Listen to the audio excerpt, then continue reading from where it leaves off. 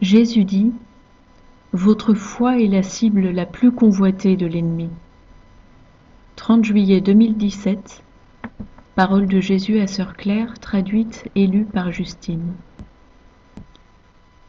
Claire commence en expliquant qu'elle a perdu beaucoup de temps, n'en faisant qu'à sa tête, malgré tous les petits coups de coude reçus dans l'esprit. Et après coup, elle en a bien pris conscience, s'est sentie coupable, et a demandé sincèrement pardon au Seigneur en prière. Et il lui a accordé son pardon pendant le service de communion. Le Seigneur a commencé. Je suis avec toi, ma chérie. Je te pardonne. S'il te plaît, avançons maintenant. Je lui ai répondu.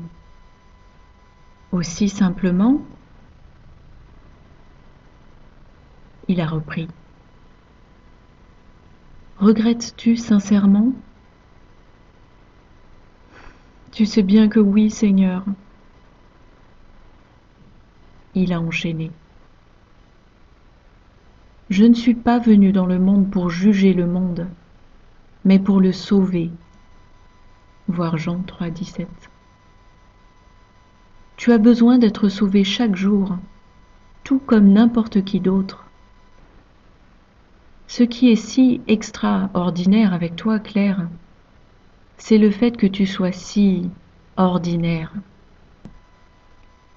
Bien que ta mère t'ait éduquée de façon que tu crois être différente et spéciale, ce n'était qu'une protection pour que tu ne te vois pas si insignifiante et sans atout. Beaucoup de son ego était intimement lié à ce que tu étais.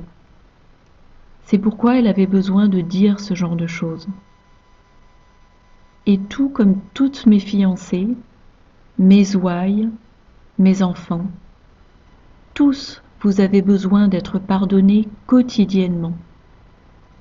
S'il vous plaît, n'oubliez jamais cela.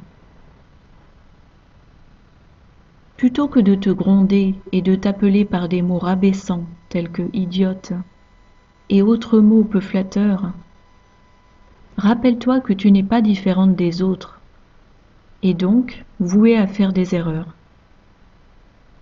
Si tu parviens à admettre cela, tu cesseras d'être déçu et fâché contre toi-même quand tu échoues. Mais tu te contenteras de soupirer en disant « Seigneur, je suis sincèrement désolé. » Et accepte-toi tel que tu es, sans haine de toi, sachant que cette attitude émane d'une forme de fierté qui te place au-dessus des autres. Bon, maintenant avançons et recommence à agir avec foi. Ma chérie, comment peux-tu m'être agréable sans foi dans les paroles que je te donne? Sais-tu à quel point cela me perce le cœur quand tu perds la foi en mes promesses pour toi? Cela me blesse profondément, ma tendre fiancée, très profondément. Je soupire profondément et me dis « Oh non, pas ça. Pas encore une fois. » Alors, analysons cela. Tu sors de la prière, pleinement équipée et préparée pour aller de l'avant, pleine de foi et de confiance que ce qui t'attend est faisable avec ma grâce. Puis tu frappes un obstacle de quelque nature. La plupart du temps, c'est la fatigue et une frustration avec une petite chose. Maintenant, l'ennemi se tient prêt, attendant que tu vacilles, de façon à ce que la flèche du doute, donc le manque de foi, pénètre à travers ton armure. Quand tu te mets à douter dans ton esprit en te disant « Oh, c'est trop dur, ça ne marche pas, je ne vais jamais arriver à m'en sortir », il y a un point faible dans ton armure. Et l'ennemi a déjà préparé la flèche qui va frapper ton cœur. Cette flèche est imprégnée du poison du doute. Pourquoi ça plutôt qu'une autre substance? Parce que toute ta motivation dans la vie repose sur la foi et la confiance que tout ce que je te donne à faire, je t'aiderai à l'accomplir. Donc, si l'ennemi frappe au cœur même de ta volonté, il parvient à te déstabiliser et ouvre l'accès à des démons d'échec, de doute, manque de foi, de scrutation, d'arguments logiques contre ce que j'ai promis. Oui, il a ouvert une porte et maintenant il est en train de t'affaiblir. À chaque fois que tu acceptes une de ces suggestions, ta foi est drainée hors de ton cœur et le doute prend la place, jusqu'à ce que tu sois définitivement convaincu que tu ne peux pas le faire, que tu n'as pas la capacité, tu es trop vieille, tu n'as pas la coordination, tu es trop chétive.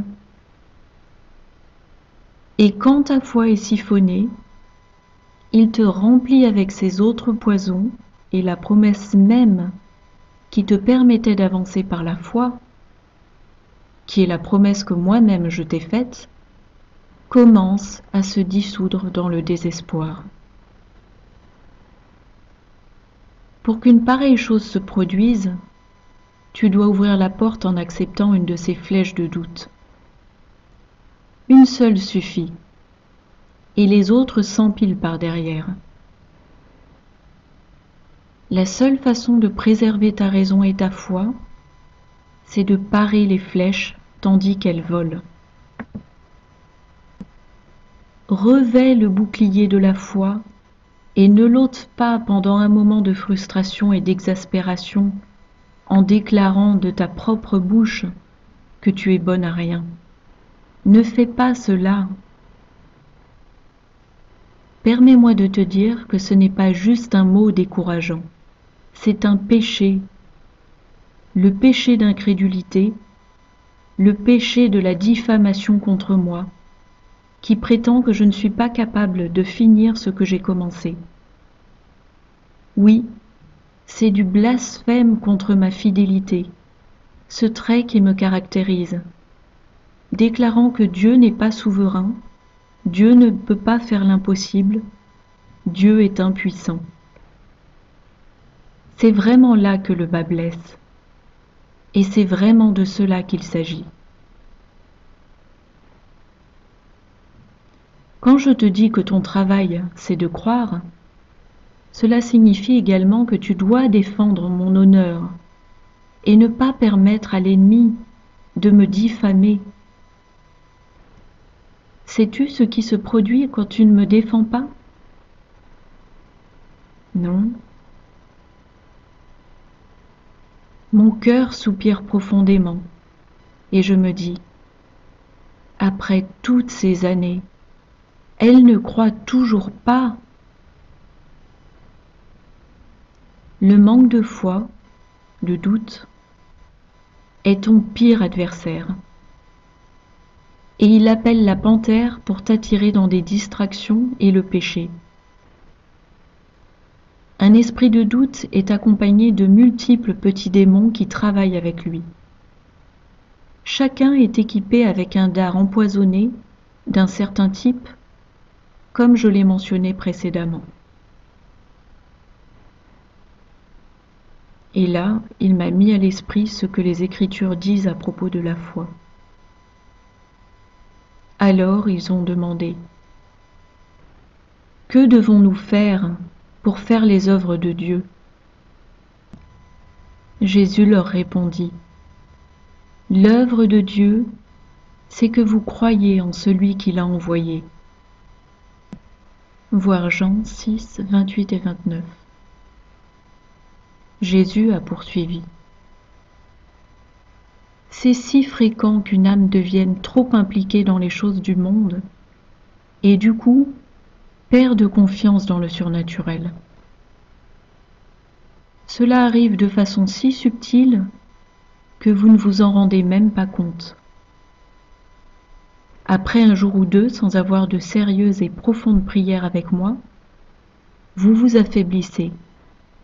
Votre détermination s'affaiblit et l'ennemi lance une embuscade.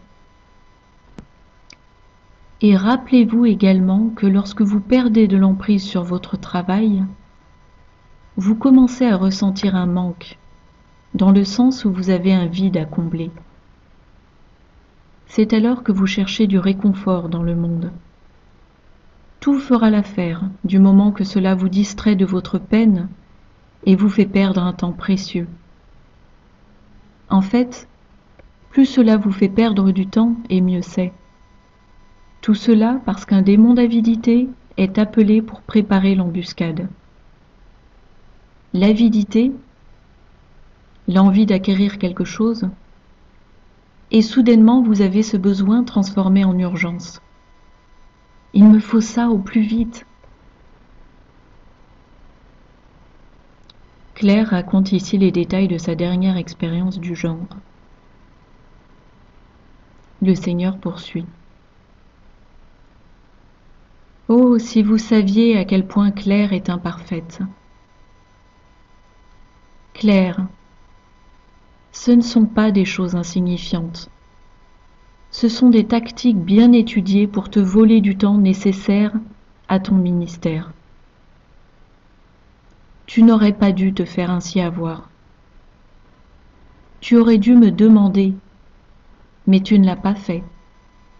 Pourquoi ? Je ne voulais pas que tu me dises non, parce que j'avais un tel désir d'aller faire un tour en vélo. Et maintenant que ton vélo est fin prêt, combien de fois es-tu monté dessus ? Pas encore. Les derniers jours ont été très remplis. En effet. Mais où est passée cette compulsion qui ne pouvait pas attendre ? Elle a disparu. En effet, la flèche a touché la cible. Tu as perdu du temps et de l'énergie, tu t'es fatigué et tu t'es fait mal. Déclenchement de sa fibromyalgie. Donc ils ont déclenché ce désir en toi, et ça a marché. Tu vois, ma fiancée, la plupart du temps, quand tu as une inspiration pour faire quelque chose, et que tu le ressens comme une force irrésistible, cette inspiration ne vient certainement pas de moi. L'ennemi est toujours pressé. L'ennemi inspire un désir qui ressemble à de la convoitise pour que tu le fasses immédiatement. Mais si tu t'étais posé et que tu avais demandé ce que tu devais faire, ou que tu avais consulté le recueil de promesses bibliques, ou demandé à ton mari Ézéchiel qui veille sur toi, tu aurais su avec certitude que c'était l'ennemi qui s'amusait avec ton désir compulsif. Seigneur, je sais bien tout ça. Comment j'ai pu me faire avoir avec ça ? Jésus a répondu. Obstination. Tu en avais tellement envie, alors, plutôt que de t'entendre dire que tu ne devais pas faire ça, tu l'as fait sans demander. Tu as été désobéissante plusieurs fois de cette même façon dernièrement, ma très chère. Je suis désolée, Seigneur. J'en ai bien conscience. Claire, mon amour, tu as tellement d'importance pour moi. Je ne manquerai pas de te récompenser pour ton dur travail. Mais tu dois avoir totale confiance dans le fait que ma volonté est parfaitement bonne et tout autre désir est du poison pour ton esprit. Il y a plusieurs facteurs qui contribuent à causer cette faiblesse. Comme je l'ai déjà dit, le fait d'être confronté à des obstacles, être frustré ou assumer trop de choses. et toutes les choses inattendues qui surviennent quand on réorganise une pièce. Claire a déménagé son bureau dernièrement. Toutes ces choses, ma chérie, ouvrent la porte et permettent à l'ennemi de préparer des embuscades. Certaines de ces choses ne peuvent pas être évitées, et c'est là que ma miséricorde vient à ton secours. Je veille sur toi avec une grande gentillesse, Claire. Je vois à quel point tu essaies de bien faire. Je vois toutes les fois où tu ne mords pas à l'appât, mais où tu renonces à toi-même, endosses ta croix et avances. Je vois cela, et je suis bénie par ta dévotion à mon égard. Mais je n'attends pas de toi la perfection. Je désire une obéissance parfaite. Mais je sais comment tu es faite. Je connais les pressions qui sont faites contre toi. Permets-moi de dire que tu as traversé 3 semaines de travail fragmenté, épuisant, sans parler du nouvel employé avec lequel tu travailles. Tout cela s'accumule, et tout comme je t'ai pardonné de ces indiscrétions et péchés de ces derniers jours, je me languis de te prendre à nouveau dans mes bras, avec tes mains sur mon cœur, ressentant les pleurs de mon cœur pour les âmes. Mais l'ennemi a travaillé dur pour nous éloigner et nous séparer. Aujourd'hui, nous sommes réconciliés, mais cela a été douloureux pour moi de ne pas t'avoir dans mes bras, dans une foi et une confiance totale que ce que j'ai promis, je vais le faire, si seulement tu crois et coopères. Et il a déposé cette écriture dans mon esprit. Dieu n'est pas humain pour mentir, ni un être humain pour changer d'avis. Est-ce qu'il parle mais ensuite n'agit pas? Est-ce qu'il promet mais n'accomplit pas ses promesses? Voir Nombre 23, 19. Jésus a repris.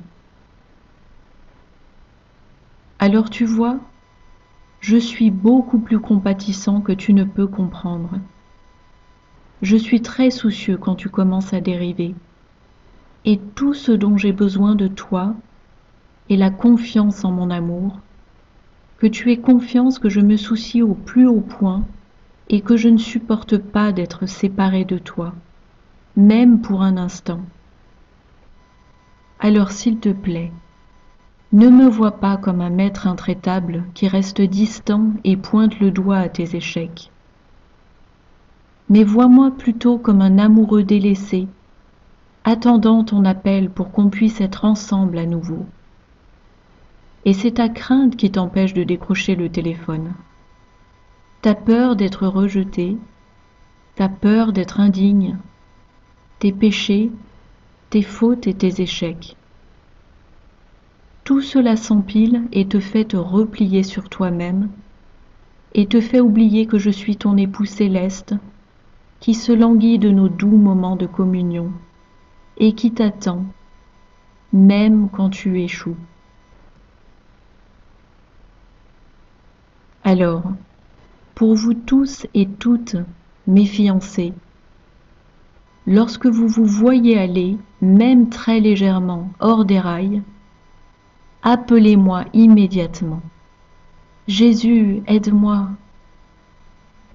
Et alors, ne soyez pas sur la défensive avec moi, mais préparez vos cœurs à être réconciliés aux miens. Je vous aime immensément. Je me languis de vous. J'attends. Venez, venez.